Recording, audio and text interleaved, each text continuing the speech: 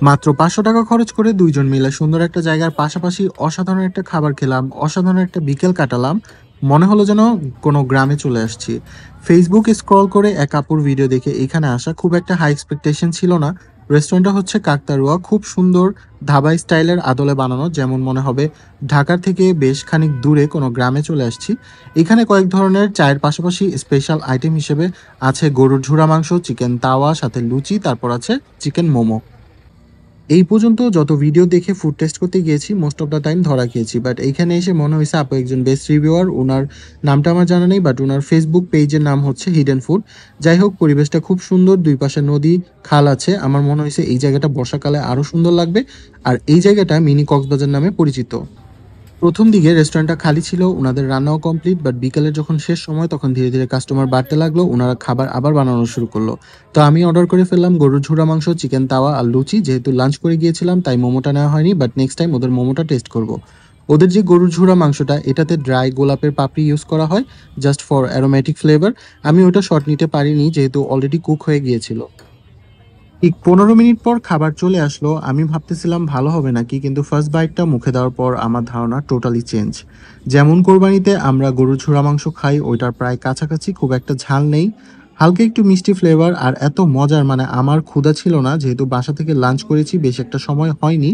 এটা খাওয়ার পর ক্ষুধা যেমন বেড়ে গেল।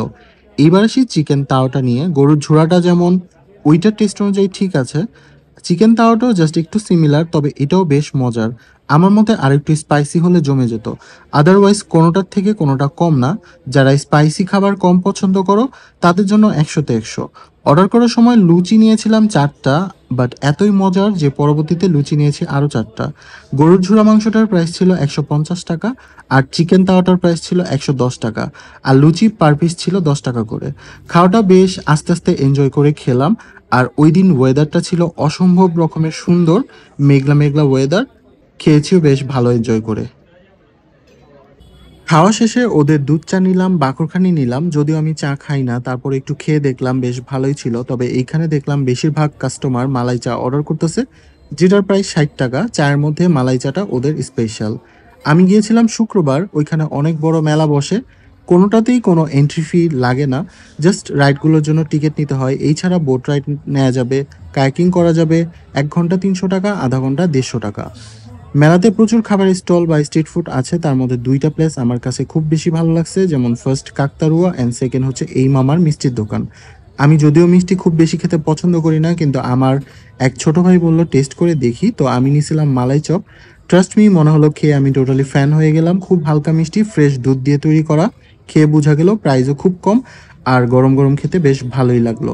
আর শুক্রবার বলে কিন্তু বেশ ভিড় ছিল, তবে নর্মাল দিনগুলোতে আসলে ভালো লাগবে। লোকেশনটা হলো প্রথমে ড্যামরা কোনাপাড়া আসতে হবে, আর এইখানে আসতে কোনাপাড়া শপিং কমপ্লেক্সের সামনে থেকে যে কাউকেই বললেই হবে মিনি কক্সবাজার যাব। শেয়ার টমটমে মাত্র ১০ টাকা করে ভাড়া নিবে। সো ভিডিওটি ভালো লাগলে কিন্তু একটা লাইক করে দিও। সবাই ভালো থেকো। আল্লাহ হাফেজ।